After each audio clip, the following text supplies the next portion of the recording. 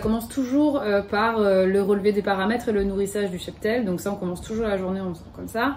Et ensuite, les chantiers diffèrent en fonction des travaux d'élevage qu'il y a à faire. En fait, la particularité de l'esturgeon, c'est que c'est un cycle qui est long.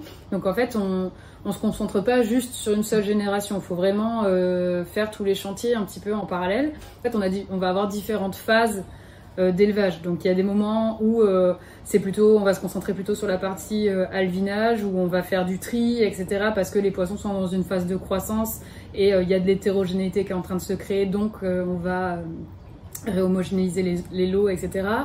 On va avoir des phases, par exemple, quand la génération a 2 ans, c'est la phase de sexage où il faut aller isoler les femelles, etc. La phase de recherche de caviar, de tri des œufs, etc. On leur donne rendez-vous en fait, donc on sait à peu près à quel moment on doit redescendre pour que les poissons soient le plus nombreux à avoir atteint la taille caviar, donc voilà.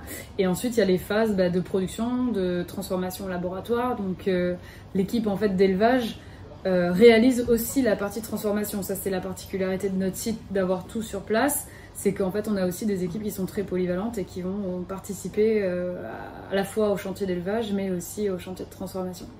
Donc voilà, donc la journée type elle est pas forcément tout le temps la même, mais en tout cas le rôle en tout cas du responsable d'élevage, c'est de réaliser ce suivi sur le cheptel, sur les travaux qui sont à mener et faire en sorte en fait que tout fonctionne bien.